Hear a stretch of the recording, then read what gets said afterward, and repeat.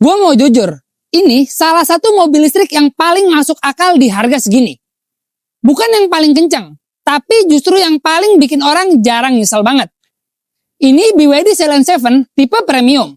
Dan di video ini gua bakal bahas lengkap dari desain, interior, performa, sampai kenapa banyak orang yang akhirnya ambil tipe ini.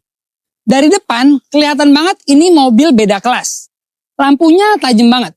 DRL tipis, grillnya clean banget, khas mobil listrik modern. Yang gue suka, desainnya nggak terlalu ramai. Justru itu yang bikin kelihatan mahal.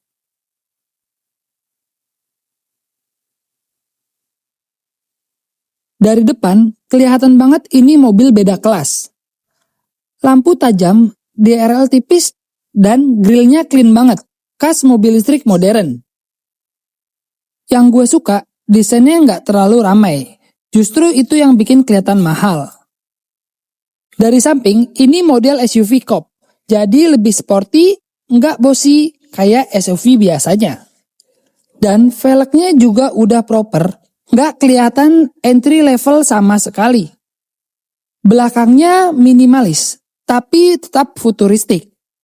Lampu belakangnya bikin identitas mobil ini kuat di jalanan. Sekarang kita masuk ke bagian yang paling banyak orang jatuh hati, yaitu bagian interiornya. Layar besar di tengah jadi pusat kontrol dan responnya halus. Materialnya juga nggak asal soft touch di banyak area. Ada panoramic roof bikin kabin terasa lebih luas dan terang. Posisi duduk nyaman, jok empuk, dan yang paling kerasa kabinnya senyap. Ini tipe mobil yang bikin kamu betah lama di dalam. Bahkan macet pun jadi lebih rileks. Sekarang kita bahas soal performanya. Ceylon 7 ini punya tenaga sekitar 300 horsepower. 0-100 km per jamnya di kisaran 6 detik aja. Di atas kertas mungkin nggak segila itu. Tapi jujur, buat harian ini udah lebih dari cukup. Tarikannya halus, linernya nggak nendang kasar. Karena menggunakan penggerak roda belakang, handlingnya juga enak. Stabil dan predictable. Ini bukan mobil yang ngajak kamu balapan, tapi mobil yang bikin perjalanan terasa effortless banget. Nah, ini salah satu keunggulan tipe premium.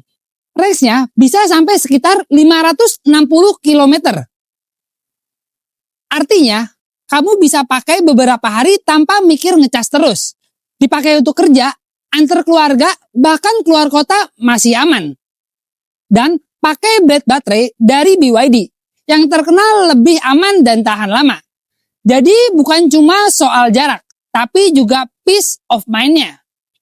Menurut gue, tipe premium ini cocok buat yang cari mobil nyaman buat harian, yang sering pakai mobil jarak jauh. Tipe ini cocok buat yang mikir jangka panjang.